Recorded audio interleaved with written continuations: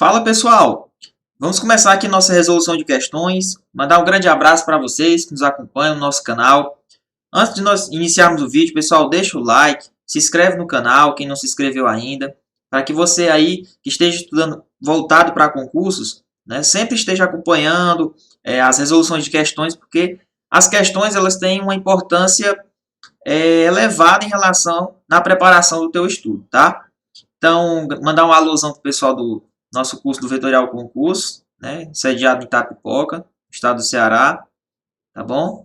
Então, uma alusão também para todo mundo que nos acompanha aí através da internet, tá bom? Porque nós temos um curso presencial e esse curso presencial ó, é top, beleza? Mas, para quem não tem condição de vir para a nossa cidade, nós temos aí, pelo menos fazendo umas aulinhas resolvendo questões, tá certo? E hoje aí, iremos estar resolvendo essas questões informáticas, que são questões inéditas, tá bom? São questões inéditas. Eu tive um trabalho para criar, mas sempre dentro do assunto do edital, que está dentro do assunto do edital para vocês, tá certo? Então vamos aqui começar a nossa primeira questão. Os protocolos são regras que os dispositivos devem seguir para se comunicarem com outros dispositivos. Pessoal, o que seria um protocolo? O protocolo, como a questão trouxe no enunciado, são regras que logicamente os dispositivos devem seguir para se comunicar um computador com o outro quando ele utiliza um serviço. Por exemplo, se um computador A, requisita um serviço, né, ao servidor, porque o nosso modelo de internet, da rede, né, é o modelo cliente-servidor. Tá? Modelo cliente-servidor. O cliente solicita para o servidor e o servidor retoma com a informação. Só que cada serviço, pessoal, tem um protocolo. Cada serviço tem uma maneira, tem uma sequência de... É igual quando você compra uma televisão, aí quando você vai montar, tem toda uma sequência, tem um protocolo para ser seguido, para montar, pronto. Cada serviço vai ter um protocolo. Por exemplo, quando você entra na rede, tem um serviço que você quer requisitar páginas web na internet. Você quer requisitar páginas de e-mail. Não é? Então, cada serviço desse, por exemplo, fazer download, upload, cada serviço desse tem um protocolo a ser seguido. Por exemplo, quando você quer requisitar páginas na internet, né, hipertexto, aquelas páginas de sites, né, que tem vídeo, texto, imagem, áudio, aí você vai logo lembrar do protocolo chamado HTTP, tá certo? É um protocolo de hipertexto, ok? Hipertexto. Então, pessoal, muito interessante vocês saberem o conceito de protocolo. É uma regra de comunicação, tá certo? É uma regra de comunicação. Cada serviço tem um protocolo a ser seguido, tá bom? Por exemplo, se for transferência de arquivos, aí você lembra do FTP, que é um protocolo de transferência de arquivos, e assim sucessivamente, tá certo? Mas vamos aqui resolver a primeira questão. O UDP implementa um protocolo de fluxo de dados confiável, podendo assegurar que os dados sejam entregues de forma confiável em seu destino, pois fornece um serviço orientado à conexão. Pessoal, questão errada, tá? Na verdade, quem é um protocolo de fluxo de dados confiável não é o UDP, o confiável é o TCP. Tá? Os dois são protocolos de comunicação. Eu até digo, esse Czinho aqui, ó, quando é o protocolo C, ele é confiável, C de confiável. C de confiável. Tá? Se eu estiver transportando os pacotes através do protocolo UDP, até eu costumo dizer, ó, esse Dzinho aqui, ó, é D de doido. D de doido. Por que D de doido? Porque a orientação dele não é confiável. Deixa eu só pegar aqui rapidinho. A orientação dele não é confiável, mas os dois são protocolos de transporte. Inclusive, no modelo OSI, eles estão dentro da camada de transporte, tá certo? Então, quando falar ó, protocolo de fluxo de dados confiável, aí você já remete quem? Se ele está falando de transporte, né? Confiável é o TCP. Tem uma outra nomenclatura também chamada para ele, que é protocolo orientado.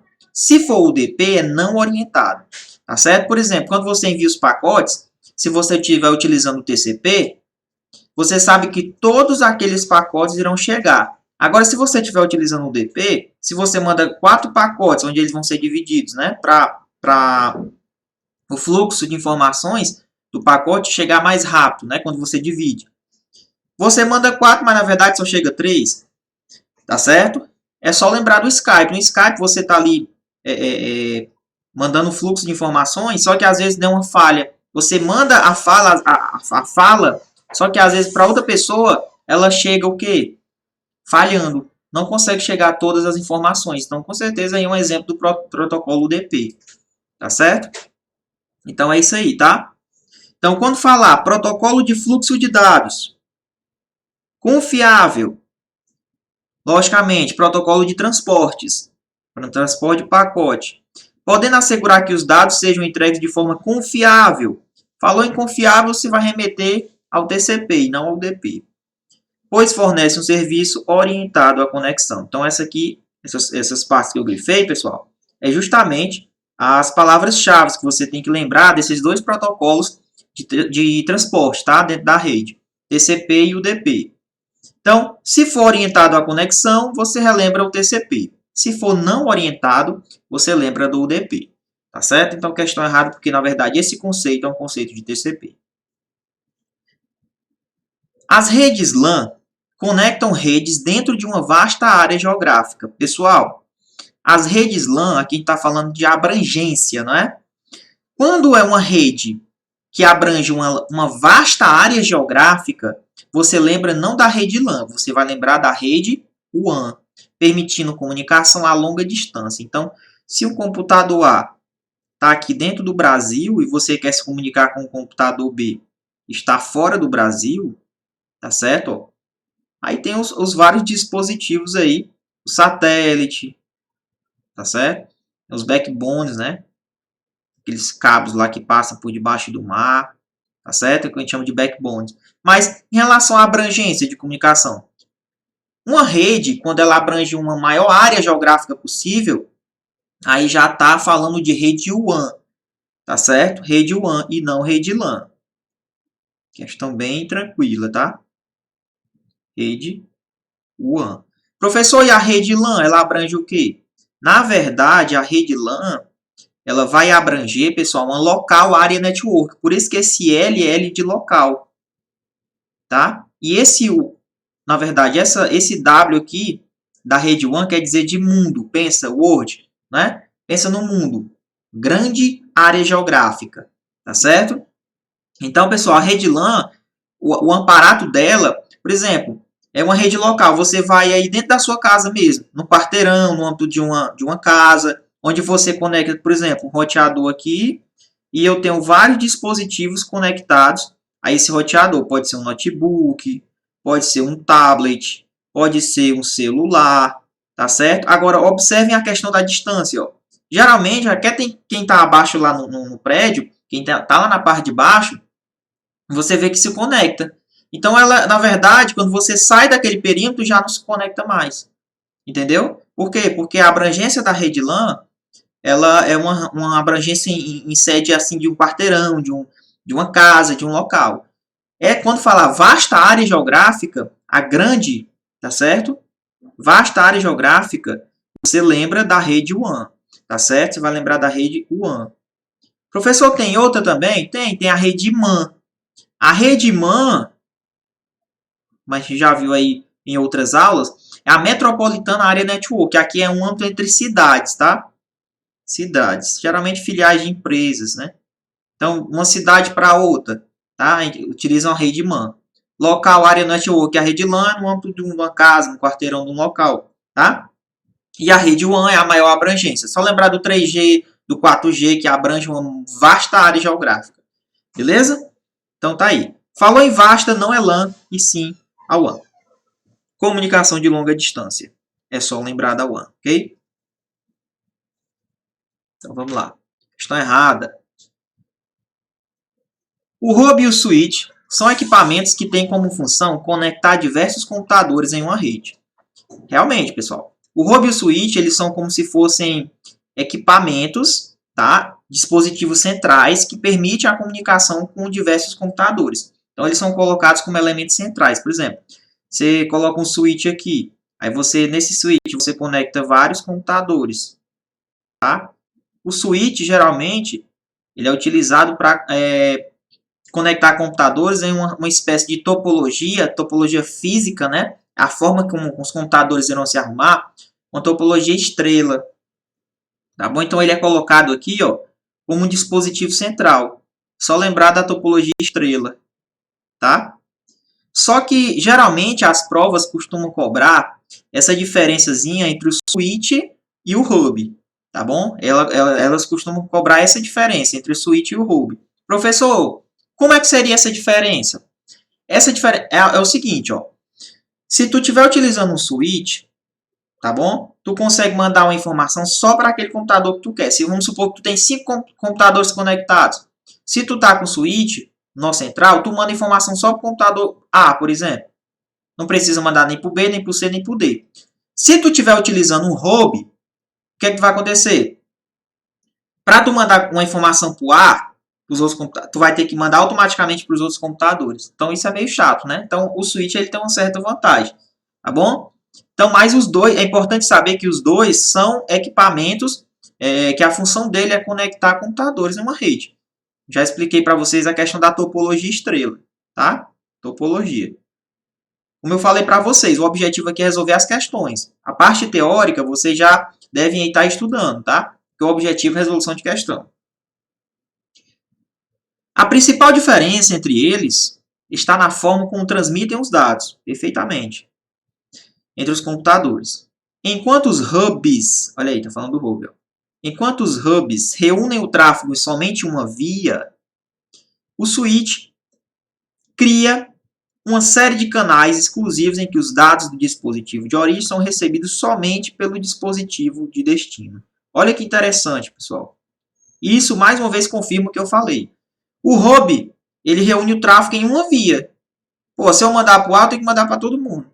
O switch não, ele cria uma série de canais exclusivos para cada computador. Se eu quiser mandar um dado só para aquele computador, vai só para aquele computador, não precisa mandar para os outros igual o hub, tá? Então, a origem, né? Na verdade, os dados do dispositivo são recebidos somente pelo dispositivo de destino, por exemplo, é o que eu falei para vocês, tá certo? Então, questão correta, realmente aí, essa é a principal diferença entre o hub e o switch, mas é importante nós sabermos que esse hub e switch são dispositivos centrais, onde eles, a função dele é conectar diversos computadores, tá bom? Questão correta.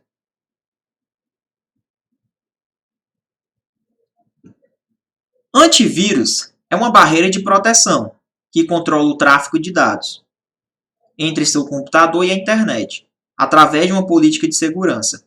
Seu objetivo é permitir que somente dados autorizados sejam transmitidos ou recebidos. Questão errada, pessoal. Esse conceito não é o conceito de antivírus. Esse conceito aqui é o conceito de firewall. Tá? Conceito de firewall. Professor, o que é que seria o firewall? O firewall é uma barreira, né? Uma barreira de fogo, o pessoal diz, né? Firewall. Onde essa barreira é como se ele fosse um porteiro. É como se ele fosse um porteiro. Ó. Porteiro. Esse porteiro, essa barreira, ele vai controlar tudo que entra e o que sai pela rede.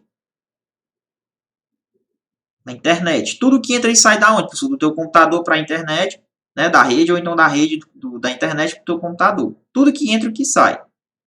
Então, a especialidade dele é fazer esse controle de tráfego. Né? Então, ele barra as coisas ruins que entram no teu computador. Mas a questão é que eles vêm pela rede. Tá certo? Então, é o que, do jeito que ele colocou o conceito aí, uma barreira de proteção. Ó. É uma barreira de proteção. Barreira de proteção. Vai controlar o tráfego de dados entre o computador e a internet. Então, tudo que entra e o que sai. É do jeito que eu coloquei aqui no desenho. Ó, tudo que entra e tudo que sai. A gente não pode confundir esse conceito, pessoal, com o conceito de antivírus. Tá? O antivírus. Vamos lá. O antivírus. Por quê, professor? Porque o antivírus é o seguinte. Ó. O antivírus ele vai fazer varreduras periódicas no computador, nos arquivos do teu computador, tá certo? Dentro do teu computador, ó, ele faz varreduras diárias, periódicas, para detectar algum malware, né? Um vírus, por exemplo. A principal diferença é que o firewall ele vai tentar controlar esse fluxo de tráfego, né? As coisas ruins que vêm pela internet, né? Os malwares, códigos maliciosos, mas entre o computador e a internet. O antivírus não. O antivírus ele faz varredura só dentro do próprio computador, para ver se tem alguma coisa de errado, né? Um vírus, tá bom? Cavalo de Troia. Então, essa é a principal diferença deles, tá? Do antivírus para o firewall. Então, esse conceito aqui de controle de tráfego entre o computador e a internet, a gente vai remeter ao conceito de quê? De firewall, tá bom? Através de uma política de segurança. Então, o objetivo é permitir que somente os dados que sejam autorizados, eles sejam transmitidos ou recebidos, tá bom? Existem 3 protocolos de correio eletrônico, baseados na internet. Pessoal, olha, esse aqui é o título, tá? O enunciado. O que acontece? Quando ele diz que existem 3 protocolos de correio eletrônico. Lembra que eu falei que protocolos são técnicas de comunicação? Cada serviço na internet você solicita um protocolo. Tem um protocolo só para aquele serviço. Por exemplo, serviço de e-mail, nós temos 3 protocolos para serviço de e-mail, baseados na internet.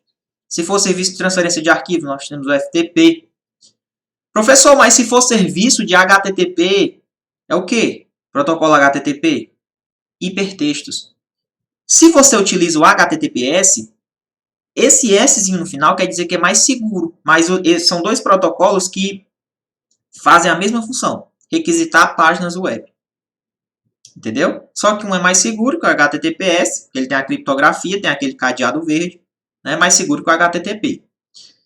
Então, eu quero que vocês prestem atenção que cada serviço vai ter um protocolo. Professor, quem são os protocolos de transporte? Nós acabamos de ver na primeira questão. TCP e UDP. D de doido, C de controlado. Não esquece mais.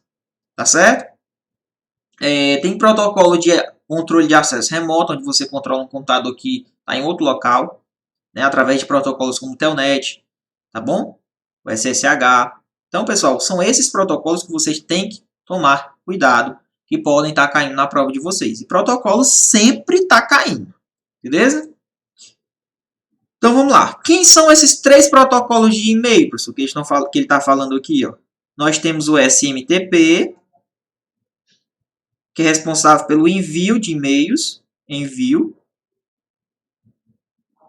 E nós temos 2 protocolos responsáveis por recebimento de e-mail. Quem seriam?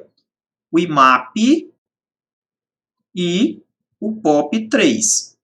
Professor, então esses 2 são responsáveis por quê? Recebimento. Recebimento de e-mails. E um é responsável pelo envio, SMTP. Esse cara aqui, pessoal, o SMTP ele é meio que o seguinte.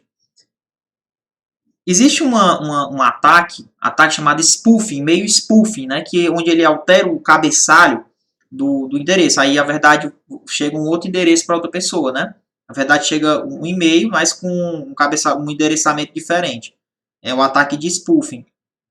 Então, o protocolo responsável por enviar e-mails é o SMTP. Esse ataque de spoofing, ele é justamente dentro quando vai estar enviando o e-mail. Pode acontecer um ataque de spoofing, onde ele altera o cabeçalho lá, o endereçamento do e-mail quando a pessoa vai enviar para outra. Esse é o ataque de spoofing. Assim como alguém está enviando, nós vamos receber por 2 protocolos, o IMAP e o POP3. Tá certo? Professor, mas qual seria a diferença entre o IMAP e o POP3? Cara, o IMAP é o seguinte. O IMAP, você recebe, mas você pode baixar para o seu computador, você pode fazer o download, ou você pode ver no próprio servidor, no próprio e-mail. Entendeu? Agora, se você está utilizando o POP3, é igual PDF. Para você ver o e-mail, você tem que automaticamente baixar isso para o computador. Entendeu? Então, essa é a principal diferença do IMAP para o POP3. O IMAP eu posso ver na própria caixinha do e-mail, tá certo? E o POP3 eu tenho que baixar. No IMAP eu posso ver na própria caixinha do e-mail, ou também, quem pode mais, pode menos, eu posso também baixar. Tá certo? Então, O SMTP é um protocolo de envio de e-mail, tá? É o envio de e-mail. E para receber, nós temos o IMAP e nós temos o POP3. Ok? Então, vamos lá. O primeiro e mais antigo é o Simple Mail Transfer Protocol, que é o SMTP, responsável apenas pelo envio de mensagens, ó. Envio de mensagem entre duas contas de um usuário do e-mail. Então, está aqui, o usuário A está enviando um e-mail para o usuário B. Quem é o protocolo responsável por fazer esse envio? É o protocolo SMTP. O carinha que está recebendo, ele pode estar utilizando aí ou o IMAP, né, que é mais moderno, ou o POP3, onde ele vai ter que baixar para o computador dele. Se ele estiver utilizando o IMAP, ele tem a opção de ver no próprio servidor ali, no e-mail, tá certo? Ou baixar também para o computador, ok? Então, realmente questão correta. Responsável apenas pelo envio de mensagens, ok? Então, tá aí. SMTP.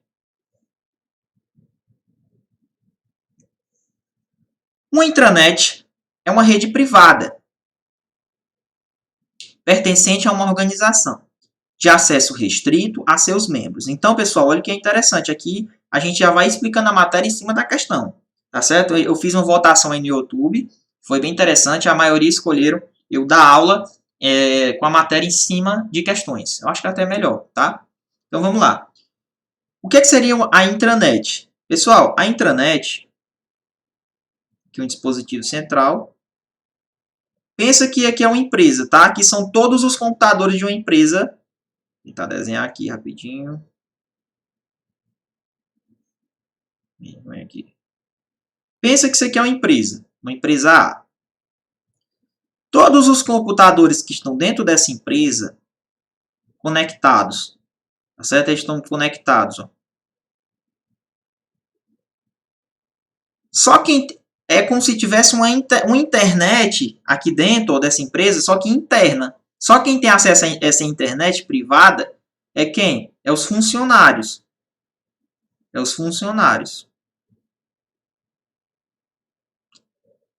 Professor, a Polícia Civil do Estado do Ceará tem intranet? Tem. A PMCE tem intranet? Tem. A Polícia Municipal de Eusébio deve ter lá na organização. Entendeu? Então, geralmente, os órgãos públicos têm intranet. Por isso que o edital cobra. Né? Onde o servidor ele entra, ele acessa lá e tem os dados dele. Ele altera, né? Cumpre as requisições pela própria administração, né? Para ser feito dentro da intranet. Por que intranet? Porque é uma rede privada. É como se fosse uma internet privada. Só a gente tem acesso. Então, os computadores daquela empresa eles estão interconectados. Agora, pense assim comigo. Ó. A internet utiliza protocolos. Como eu disse que a intranet é como se fosse uma internet privada, ou seja, só muda o nome. Um é público, que a internet é pública, e a intranet é privada. Professor, mas ela utiliza a mesma tecnologia da internet? A mesma coisa. Da mesma forma, só que um é privado, outro é público. Pronto. Ah, entendi. Pois é, é desse jeito. Então, ó, só quem vai ter acesso, logicamente, a essa intranet dentro da empresa é quem? Os funcionários. Tá certo? Então, o primeiro detalhe que vocês têm que marcar, ó, que ela é uma rede privada. A intranet, né? Pertence a uma organização. Cada organização deve ter sua intranet aí. O acesso é restrito a quem? A seus membros, tá? E, logicamente, a intranet utiliza as mesmas tecnologias, os mesmos protocolos, FTP, HTTP, que a internet. Ou seja, os mesmos padrões da internet. Tá bom? Você já entraram numa empresa, pessoal, que uma das características da intranet, por exemplo, ó, você está numa empresa, aí tem lá os computadores, aí tem os setores, né? Geralmente tem uma impressora bem aqui no meio, ó, que geralmente cada seção dessa, quando ela manda imprimir, ó, sempre vai sair numa impressora. Entendeu? Porque estão interconectados dentro da intranet da empresa. Então, geralmente tem uma impressora lá, assim, bem no corredor, aí todas as salas que mandam imprimir saem naquela impressora, porque estão interconectados. Entendeu? Uma das características da intranet aí. Quando você entrar num órgão, numa empresa, você vai ver, pessoal, que existe a intranet, que é tipo uma rede privada. Tá certo? Tem computadores dentro do órgão, né? Questão correta, tá, pessoal? Realmente os mesmos padrões, os mesmos protocolos. Professor, dá uma palhinha aí de extranet. Bem simples. A extranet é o seguinte. Vamos supor que tu terminou o teu expediente. Aqui na empresa A. Foi para casa, né? Chegou em casa. Putz, cara, eu vou ter que atualizar meu dado cadastral. Ah, professor, sério? É. Tu entra no site normal da empresa. O site que todo mundo tem acesso, é público. Quando tu entra no site, tu vai ver que tem um espaçozinho lá. Login. Login do servidor, por exemplo. Do funcionário. Quando você entra naquele login, é que você tem a senha do acesso. Não é qualquer pessoa que tem. Porque você tem um acesso. Aí você, quando conecta, você entra dentro da intranet da tua empresa, através da internet. Tá vendo? Então, isso é o que chama de extra fora net. Você vai entrar na intranet através da internet. Entendeu? Só que, logicamente, você tem que ter um login, usuário, senha, para poder entrar dentro da intranet e fazer as suas alterações dentro da sua própria casa. Eu mesmo, às vezes, na polícia, por exemplo, às vezes a gente entra na intranet, né? Eu estou em casa, vou no site, entro lá, tem a opção, servidor. Aí você tem o acesso, caso você já tenha a senha, né? É autorizado, você entra e faz as devidas alterações que tem que ser feitas. Ok? Então é mais ou menos dessa forma, pessoal. Então, realmente, questão correta. Então, não vamos confundir o conceito de extranet também, não. 7. Aqui é questão de navegadores, né? O Microsoft Internet Explorer, que agora tem o Edge, né, pessoal, no Windows 10. Como mencionado anteriormente, foi um dos primeiros a serem desenvolvidos e chegou a ser o mais usado pelo mercado entre 2002 e 2003. Uma vez que sempre foi ligado ao sistema operacional Windows, logicamente, né? O Internet Explorer ele é ligado ao sistema operacional Windows. Lembro que já vi versões até para o Mac OS, que é o sistema operacional. Beleza? Então vamos lá. O software em questão trata-se de um software proprietário de código fechado. Pessoal, questão correta. O Internet Explorer ele é um software proprietário. O que é proprietário? Alguém tem uma patente dele. Alguém tem uma patente dele. Alguém tem uma patente. Não é avulso, não. Alguém criou, alguém tem uma patente daquele. Não, ele é proprietário. Ele é diferente de um software livre. Agora imagina comigo. Se o Internet Explorer é ligado ao sistema operacional Windows e a gente sabe que o Windows é um software proprietário de código de fonte fechado, ou seja, a Microsoft não deixa modificar, tá certo? Proprietário. E também código de fonte fechado. Então, logicamente, o Internet Explorer vai na mesma carruagem. Ou seja, o Internet Explorer é um software proprietário, ou seja, alguém tem uma patente, diferentemente de quê? De software que é livre. Software livre é quando, na verdade, você pode modificar, o código fonte dele é aberto. Visualizar, modificar, distribuir. Exemplo, professor, o próprio Linux. Sistema operacional Linux. O Linux, pessoal, ele é um sistema operacional de código de fonte o quê? Aberto, diferentemente do Windows, que é código de fonte fechado. Tá? O Linux, professor, é proprietário, né? Um software proprietário, um software livre. O Linux é um software livre. O Windows é proprietário. Alguém tem a propriedade daquilo, alguém tem a patente daquilo ali. Professor, além disso, o Windows, o Internet Explorer, ele tem o seu código de fonte o quê? Fechado. Eu não posso modificar, não posso distribuir, não posso editar. Ou seja, não pode editar, por exemplo. Né? Vou voltar aqui. Ó. Não pode editar. Uma linguagem bem mais simples. Tá certo? Então, questão aí correta, tá? Realmente, o software em questão, como a gente está falando do Internet Explorer, que é um browser também chamado, né? Os browsers é também chamado de navegadores, tá? Ele tem essa característica, ok? É possível adicionar funcionalidades aos navegadores do Firefox e do Google Chrome, tá? Pessoal, o Firefox é um navegador, o Google Chrome também é um navegador, tá? É possível adicionar funcionalidades aos navegadores do Firefox e do Google Chrome? Será que eu posso fazer isso, pessoal? Posso, cara. Eu posso adicionar. Agora, detalhe. Quando você entra no navegador, vai ter lá a barrazinha de endereçamento. Aí tem lá, né? A partezinha de cima, né? Pessoal, observe que tem uns ladozinhos assim para a direita, ó. Onde esses ladozinhos, você pode adicionar o que? Extensões, plugins, né? Plugins. Beleza? Você pode adicionar plugins também. Extensões.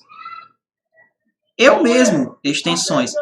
O que é que acontece? Eu mesmo já vi, quando eu estava baixando jogos, quando a gente instala, a gente fica apertando next, next, next, next, next, next, ou seja, próximo, próximo, próximo, próximo. Aí tu tá instalando um bocado de coisa, porque tem um bocado de coisa marcado na hora que tu tá instalando. Aí nessas coisas que tu colocou, geralmente tem lá o DirectX, então alguma espécie de plugin que vai pro teu navegador. Aí tu instalou sem nem ver. Cuidado que esses plugins, essas extensões, podem trazer códigos maliciosos. Bom? Então vamos lá. Os plugins permitem estender no seu browser navegador, para além das funções básicas do acesso à página da internet. Com certeza, se você está colocando uma extensão plugin, é porque você está colocando uma funcionalidade a mais. Isso significa que você pode personalizar o seu navegador com os recursos que você considera mais importantes. Questão correta. Beleza? Você personaliza o seu computador através dos plugins, né, as extensões add-on, add-in, tá certo? Agora, detalhe. Aqui essas extensões vocês têm que instalar por fora. Tá certo? Não vem como requisito básico do navegador, não, tá? Você tem que instalar. Então tá aí, ó. Plugin permite, estende o acesso do navegador para além das funções básicas, né, às páginas da internet. Isso significa que você pode personalizar seu navegador com os recursos que você considera bem mais importantes. Questão correta. Vamos aqui à questão 10. Os cookies são arquivos de internet que armazenam temporariamente, através do navegador, que o usuário está visitando na rede. Pessoal, os cookies, tá certo? Eles são pequenos arquivos de textos, ó. Pequenos arquivos, ó. Pequenos arquivos de texto, tá? São pequenos arquivos de texto. Onde esses arquivos de texto armazenam, tá? Eles armazenam o quê? As preferências do usuário, né? Preferências do usuário.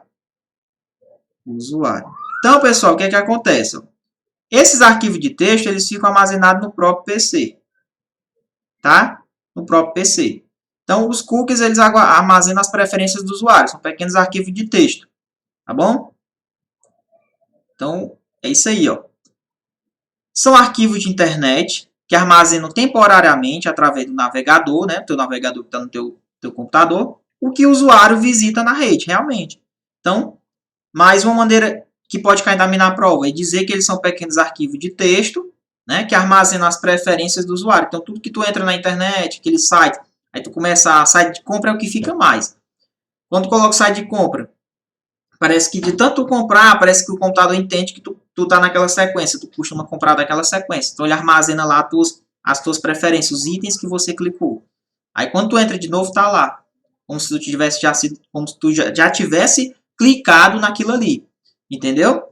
Então, na verdade, é isso que acontece, tá bom? Ele armazena as preferências do usuário. São pequenos arquivos de texto, onde ele fica armazenado aí no teu computador através do navegador, tá bom? Questão correta. Os browsers são navegadores. Browser é navegador, tá? Navegador, tá? Os browsers para navegação na internet suportam nativamente arquivos em Java e em Flash, sem necessidade de aplicações adicionais. Questão errada, pessoal. Ó, é como eu falei para vocês. Nativamente, o Java e o Flash, na verdade, o browser, o navegador, ele não suporta nativamente, não vem com ele a questão do Java e o Flash, tá? Para eu colocar o Java e o Flash, tem que haver a necessidade de eu instalar uma aplicação adicional, tá bom? Então, nativamente, eu lembro que caiu uma questão muito parecida na Polícia Federal, em relação à questão a cobrança do Java e do Flash, né? Então, nativamente não vem no navegador, você tem que instalar um aplicativo adicional para que o navegador suporte o Java ou o Flash, bom? Então, ele não vem nativamente com o navegador. Ao se clicar com o botão direito do mouse sobre uma guia do programa de navegação Google Chrome, então tá aí, uma guia do programa de navegação Google Chrome. Então tá aí, vai ter o Google Chrome, tá? Vai ter o Google Chrome aqui. Beleza? Aí vai ter as guias aqui quando você abre, né? Ó, aí fica assim um maisinho aqui, que é para você adicionar as guias. Então você tá com duas guias abertas. Então vamos lá. Ao se clicar com o botão direito do mouse sobre uma guia do programa de navegação Google Chrome, em sua versão mais recente, contendo determinada página da internet, e selecionar a opção fixar guia. Então foi o que ele fez, clicou com o botão direito aqui, vai aparecer uma telinha, aí vai ter a opção aqui, fixar guia. Quando você faz isso, pessoal, acontece o seguinte, ó, vai ficar um quadradinho aqui no canto esquerdo, tá? Onde ele fixa uma guia. Toda vez que quando você abre aquele navegador, vai ter aquela guia fixada, tá certo? Um quadradinho pequenininho, tá certo? Então é isso que você faz. Você fixa a guia no navegador, entendeu? Ele diz assim, ó. Na lista exibida, será possível criar na área de trabalho do computador um ícone de atalho? Não, pessoal, não tem nada a ver, não. Quando você fixa a guia, você vai fixar uma guiazinha pequenininha, um quadradinho pequenininho, lá no canto superior esquerdo, onde ele fica fixado. Então, por exemplo, se eu quero fixar essa guia aqui, ó, você vai lá, clica no botão direito, coloca fixar a guia, vai aparecer também um quadradinho assim, ó, com aquela guia daquele site que você fixou. Acabou. Quando você abre o navegador novamente, vai aparecer aquelas duas lá. Entendeu? Então, isso é a opção fixar guia. Não vai criar atalho na área de trabalho, não, tá? Tem nada a ver com isso, não. Sobre o sistema operacional Windows, julgue o item abaixo. BitLocker, o termo importante, tá, pessoal? BitLocker. Vamos lá, sobre o Windows. O Windows 10 tem também, viu? Agora, detalhe, esse termo aqui no Windows 10 tem que ter a questão do pendrive, né? BitLocker é um recurso que oferece a possibilidade de criptografar o disco rígido do computador com a finalidade de deixar os dados mais seguros, questão correta. Então, essa é a função do BitLocker. Vai aparecer, é como se fosse um disco rígido assim, pessoal, ó, com cadeado, ó, né? Com cadeadozinho. É o BitLocker. Então, ele é um recurso, logicamente, que oferece a possibilidade de você criptografar o disco rígido do teu PC, onde, quando você criptografa, você deixa aquelas informações dentro do HD bem mais seguras, tá certo? Bem mais seguras. Não vai deixar qualquer um armazenar ali dentro, entendeu? Só quem tem autorização, quem tem a chave, é que vai conseguir aí manipular esses dados, dessas informações, tá certo? Então, lembrou do BitLocker no Windows? É um recurso que vai criptografar o disco rígido do teu computador, tá bom? Ele criptografa o disco rígido do teu computador, deixando com certeza fornecer bem mais segurança aos dados, tá bom? Então, o BitLocker. Então, falou em BitLocker, você vai associar a criptografia do disco rígido, tá? Do disco rígido, teu HD. Ok? Ser criptografado. A Microsoft, na versão mais nova do Windows, Windows 10, apresenta algumas novidades para melhorar a interação com o usuário. Olha aí. E trazer mais segurança no acesso ao sistema. A Cortana é acionada por voz ou texto. Pessoal, Cortana é um assistente virtual, tá? Do Windows 10. Um assistente virtual. Assistente virtual. Então vamos lá. Ela é acionada por voz ou texto. Você fala, né, com ela, aparece lá, você requisita lá o que você quer fazer no computador. Então você fala e ela escuta, né? Na barra de tarefas, além de apresentar informações relacionadas ao clima e à localização. Então ela fica falando a questão, a temperatura, como é que tá, você tá onde, entendeu? Então ela tem essas funções, é um assistente virtual. Pode mostrar lembretes também, mas não seleciona notícias baseadas em preferência do usuário, questão errada. A Cortana, ela pode sim selecionar notícias baseadas nas preferências do usuário, sim, tá? Ela faz praticamente quase tudo, pessoal. Ela faz praticamente quase tudo, tá bom?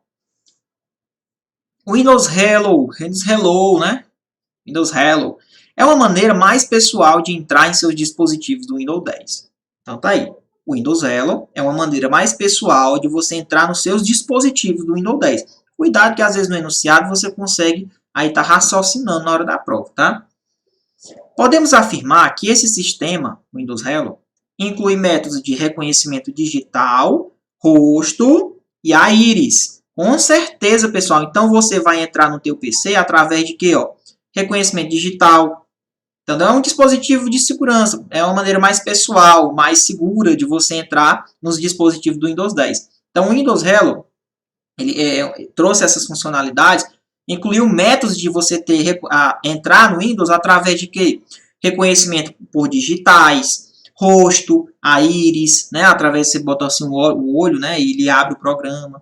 É tipo como se fosse uma chave, né? Então ele reconhece através do digital, do rosto, da íris. Com certeza incluiu esses métodos aqui, tá?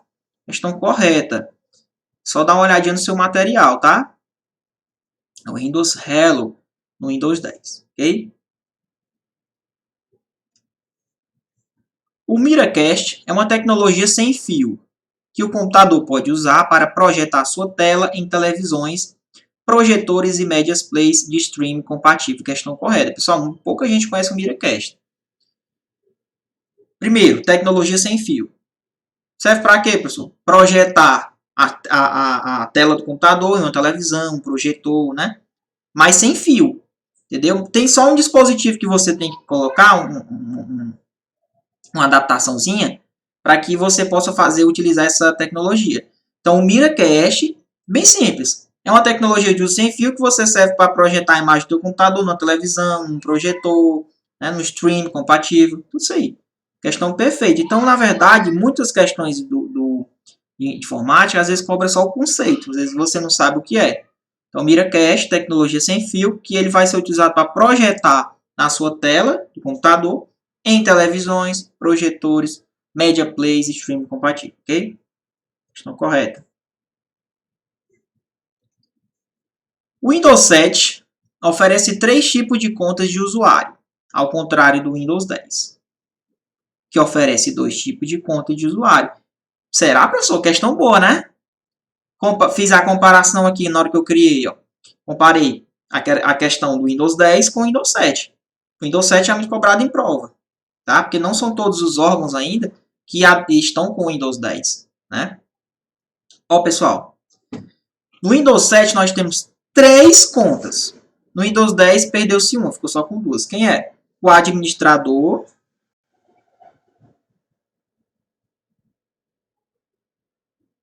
Isso no Windows 7, tá? Ó. Usuário padrão. Usuário padrão. E tem os convidados. Isso no Windows 7, tá? O Windows 7 tem 3, ó. 3 tipos. No Windows 10 não tem mais os convidados. Isso no Windows 10. Entendeu? Então no Windows 10 ficou quem? O administrador e o usuário padrão. Lógico, o administrador é aquele usuário que tem mais permissões dentro aí do teu sistema operacional, tá bom? Então, à medida que vai caindo aqui, ó, vai diminuindo mais as permissões. Logicamente, o administrador tem mais permissões, o usuário padrão tem uma certa limitação de número de permissões e os convidados muito menos, é bem limitado, né? Então, aí esses administradores, eles têm a questão das permissões de modificação, beleza? Então, questão que trouxe essa comparação, o Windows 7 oferece 3 tipos de contas e o Windows 10 vai oferecer 2 tipos de conta de usuário, tá bom? Uma questão correta. Sobre o explorador de arquivos do Windows, quem é, professor? Windows Explorer, né? Você aciona até pelaquela tecla WinKey, mais né? Que é o nosso explorador de arquivos, Windows Explorer, tá bom? Então vamos lá. A tecla Shift Delete exclui o item selecionado sem movê-lo para a lixeira primeiro, correto? Se você aperta só Delete, vai para a lixeira. Se você aperta Shift Del, ele exclui, manda para o espaço, né? Sem passar pela lixeira. Ou seja, vai sair do teu computador sem passar pela lixeira. tá bom? Se você aperta só Del, vai para a lixeira. Se você aperta Shift Del, aí você manda para o espaço, né? Sem primeiramente passar pela lixeira. Não precisa passar pela lixeira, ele vai ser excluído aí permanentemente, tá bom? Estão corretos. A tecla de atalho Alt Tab desfazer aqui. Desfaz uma ação no Windows 10. É errado, pessoal.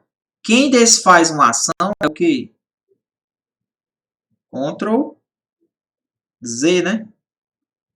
Ctrl Z, você desfaz uma ação, tá certo? Alt Tab, pessoal, no Windows vai o quê? Alternar janelas. Alternar janelas. Então, você fica apertando Alt Tab, ó, aí fica alternando aquelas janelas das áreas de trabalho que você está aberto aí. Então, se você tem 4 programas abertos, aí você fica apertando Alt Tab e ele fica passeando aí, alternando entre as janelas, tá bom? Então, não é essa a opção de desfazer uma ação no Windows. Você vai desfazer uma ação no Windows, você aperta Ctrl Z, pô. Ctrl Z desfaz. A tecla de atalho Ctrl Shift mais ESC abre o gerenciador de tarefas, questão correta. Ó, pessoal, nós temos duas maneiras, gerenciador. Duas maneiras não, né? Deixa eu só escrever direitinho aqui. Ó, nós temos duas maneiras através de teclas de atalho. Gerenciador de tarefas. Para a gente chegar nesse gerenciador utilizando teclas de atalho, você pode apertar Ctrl mais Shift mais ESC. Quando você aperta Ctrl Shift mais ESC, você vai direto para o gerenciador. Agora, existe outra maneira que você pode ir para o gerenciador, né, de tarefas, primeiro passando por uma telazinha azul, que vai aparecer, e depois é que você clica no gerenciador de tarefas. Mas a tecla é Ctrl mais Alt mais Del. Tá certo? Mas através dessas duas teclas eu consigo chegar no gerenciador de tarefas, tá? A questão é que quando você aperta Ctrl Shift ESC, você vai direto para o gerenciador. Se você aperta Ctrl Alt Del, você tem ainda outras opções. Trocar de usuário, fazer logoff. Aí tem lá no finalzinho, gerenciador de tarefas. Entendeu? Então essa é a principal diferença entre esses dois aí. Então eu tenho essas duas maneiras de chegar no gerenciador de tarefas. Por exemplo, professor, me diz aí uma das funções do gerenciador. Por exemplo, cara, imagina que tu tá no teu computador e do nada tu abre uma página, aí fica tipo uma bolinha assim, ó, atualizando, aí bota assim, ó, lá em cima, não respondendo. Alguém já passou por isso? Pois é, aí fica não respondendo. Aí tu fica fechando e não fecha. E aí parece que travou. Aí tu aperta Ctrl Shift ESC, né? Ou então Ctrl Alt Del. Aí tu vai te remeter lá para o gerenciador de tarefas. Aí tem a opçãozinha lá, processamentos, né? Aí tem lá, finalizar tarefas. Tu clica no programa que não está respondendo. Aí tu aperta finalizar tarefa. Aí ele fecha tudo. Entendeu? É como se fosse um travamento. Então o gerenciador de tarefas tem uma dessas funções, que é justamente finalizar a tarefa, que geralmente está demorando para processar e você acha que travou o computador, porque você não consegue fechar no vermelhinho. Então, é uma das funções do gerenciador. Então, realmente, essa tecla te leva ao gerenciador. A tecla de atalho WinKey mais L, pessoal, WinKey é aquela teclazinha, ó, que tem um símbolozinho da Windows, tá? É tipo um quadradozinho assim, tá? Então, tá aí. Tipo um quadradozinho, tá? Então, vamos lá. Vou aqui colocar o WinKey mais Tab. Vamos lá. WinKey mais Tab. Ó, WinKey mais Tab. É aquele símbolozinho que tem da Windows, ó. Windows. É a tecla WinKey, tá certo? Então, a tecla de atalho WinKey mais L, ó, é de Lock. Você vai exibir a área de trabalho? Não. Você vai bloquear a área de trabalho. Tá certo? Que é o WinKey mais L, tá? Tem um botãozinho que é o WinKey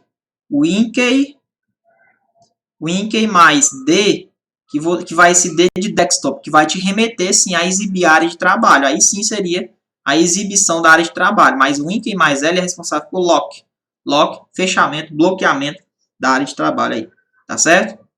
Então, questão errada. A tecla de atalho para visualizar o visão de tarefas é o INC mais Tab. Não, pessoal, não. O INC mais Tab, tá certo? Também você vai fazer o que, professor? O INC mais Tab?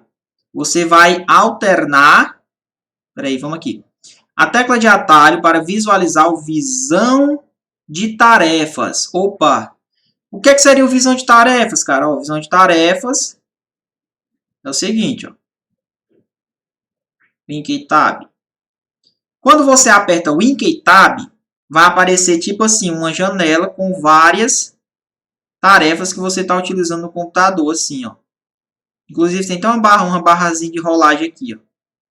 Tá certo? Então aqui, ó, é o visão de tarefas. Você vai visualizar as tarefas. Quando você clica no INC mais Tab, com certeza vai te remeter ao botão visão de tarefas, tá? Beleza? Então tá aí. Até utilizando mesmo aí essa paginazinha aqui, ó, onde aparece os quadradinhos com as tarefas que você está fazendo, tá certo? Não vou confundir com o Alt Tab, que vai, na verdade, só alternar as janelas em um outro tipo de tela, beleza? Então tá aí, questão correta, tá, pessoal? Visão de tarefas, o INC Tab, ok? Arquivos que estão abertos não podem ser renomeados. Questão correta, pessoal. Interessante, né? Ó, quando a gente está trabalhando com Windows Explorer ou explorador de arquivos, tá? O Windows 10, logicamente, esse explorador de arquivos, ele é um gerenciador de arquivos. As pastas que estão no teu computador, ele vai gerenciar. É um software só de gerenciamento de arquivos de pastas, né? Que, como a própria definição, ele explica, tem como a principal função que exibir os arquivos e as pastas existentes no computador. Então, ele vai exibir as pastas que tem no teu computador. Sabe que é uma questão interessante? Ó, que os arquivos que estão abertos, pessoal, eles não podem ser renomeados. Você tem que fechar para você renomear, tá? De acordo com a figura abaixo, julgue os itens, tá? Julgue os itens. Beleza, pessoal? Então, vamos lá. Tá aqui uma pasta, tá? E aparece o seguinte, ó. Olha o nome dessa pasta. Colocou aqui, aspas, né? Professor.muniz, botou essa barra, né? Contra barra. Botou aspas de novo, questões, aspas, ainda botou um asterisco, ó. É um nome válido para nomear essa pasta. Pessoal, existem 9 caracteres que não podem ser utilizados para nomear ou renomear pastas. Por exemplo, aí você vai lembrar desses bonequinhos, ó. Desse bonequinho aqui, tá? Para você não esquecer. Ó. Você vai lembrar desse boneco. É o boneco assexuado, tá? Que é as pernas dele. Professor, cada partezinha desse boneco é um símbolo, tá? Por exemplo, ó, aqui é os cabelos dele, seria as aspas. Aqui os dois pontos, aqueles dois pontozinhos. Asterisco é o caractere coringa. Aquele sinalzinho de maior, né, e menor, que seria os braços. O tronco seria aquela barra, né? Barra contra barra também aqui, ó, seria as pernas. E o sinal de interrogação. Então, são os 9 caracteres que eu não posso utilizar. Tá bom? Então, tá aí aspas, os dois pontos, tem o asterisco, tem esses dois aqui, ó. Barra, contra barra, barra, sinal de interrogação. 1, 2, 3, 4, 5, 6, 7, 8, 9. Então, são 9 caracteres que eu não posso utilizar. Observe que na nomeação aqui ele utilizou o asterisco, colocou aspas, colocou a barra. Não pode, tá? Não, então, não seria um nome válido. Tá certo? Não seria um nome válido, deixando nossa questão errada. De acordo com a figura abaixo, julgue os itens. Então, vamos lá. Tá aí? Aqui, pessoal, é uma pasta, né? Aqui, outro disco, tá? Aqui é o disco, tá? E aqui tem outro. Quando clicamos e arrastamos de uma unidade para outra, ó, clicou um documento que está aqui dentro dessa unidade e colocou em outro disco B, né? Segurando a tecla Shift, Olha que interessante. Se você segura no documento aqui, clica aqui nesse documento, tira esse documento, só clica com o mouse, né, e arrasta para uma outra unidade, outro disco, a regra, só clicando e arrastando, seria que você iria o quê? Copiar aquele arquivo, né? Você só copia. Se você arrasta e joga lá para um outro disco, ele faz só uma cópia. A outra parte fica lá no disco também. Agora, se você clica e arrasta de uma unidade A para unidade B, segurando o Shift, aí, em vez de você fazer uma cópia, você vai mover o arquivo. Tá certo? Você vai mover. Então, realmente, questão correta. Se você clica e arrasta de uma unidade para outra, com a tecla Shift, você vai mover o arquivo. Você vai mover o arquivo e não copiar. Agora, se você arrasta sem segurar Shift, aí você faz uma cópia. Tá certo? É um detalhe muito importante que nós já vimos no nosso curso, principalmente no nosso curso presencial. Os nossos alunos, eles aprendem todas essas técnicas, todos esses bizus de prova, para que chegue na prova ele não venha a errar. Tá certo? Então, aqui o objetivo é só resolução de questões, para deixar aí um gostinho, para que vocês venham conhecer aí o nosso curso. Tá certo? Então, tá aí. Clicou e arrastou, sem segurar Shift, faz uma cópia. Isso de uma unidade para outra. Clicou e arrastou segurando Shift, em vez de fazer uma cópia, vai mover o arquivo. É como se ele tivesse recortado e colado. Entendeu? Então, vai mover. Então, vamos lá continuar. O phishing scan. Pessoal, o phishing scan é a mesma coisa de ataque de phishing, né? O pescador. É um ato pelo qual uma pessoa tenta se passar por outra, atribuindo-se uma falsa identidade, com o objetivo de obter vantagens indevidas. Alguns casos de furto de identidade podem ser considerados como crime contra a fé pública, tipificados como falsa identidade. Senhores, questão certa ou errada? O phishing scan é um ato pelo qual uma pessoa se passa pela outra atribuindo-se uma falsa identidade. Pessoal, isso aqui é o famoso fake, né? É o famoso furto de identidade. Uma pessoa se passa, faz uma transação se passando por você. Isso aí atribui-se uma falsa identidade. Isso aí não é o conceito de phishing scan. Tá? Isso aqui é o conceito de furto de identidade. Furto de identidade. Tá? Furto de identidade. Bom? Então, ele atribui uma falsa identidade, se passa por você, começa a obter vantagens devidas no seu nome. O phishing, o ataque de phishing, ele vai te induzir, por exemplo. Na verdade, é totalmente diferente. Ó. O atacante de phishing, ele vai se passar por uma instituição, por exemplo, instituição financeira, o Banco do Brasil, por exemplo. Ele se passa por uma instituição financeira, joga lá aquela telinha dizendo que você tem que atualizar seus dados. Aí você vai lá e atualiza o dado. Na hora que você clica, ó, colocar a senha do teu banco. Na verdade, ele foi o quê? Pescou, capturou, te induziu ao erro e tu forneceu as tuas identidades. Então, isso é que é o ataque de phishing. Quando uma pessoa se passa por você, fazendo transação, né, se passando, obtendo vantagens indevidas, atribuindo falsa identidade, isso aí não é o phishing scan, tá? É o furto de identidade. É o famoso fake, meu. O cara fez um fake, tá se passando por você, né? Não tá aí. O farming é o tipo de fraude por meio da qual um golpista tenta obter dados pessoais e financeiros de um usuário, pela utilização combinada de meios técnicos de engenharia social. Errado. Esse sim aqui é o conceito de phishing. Tá? Esse aqui é o conceito de phishing. Tá?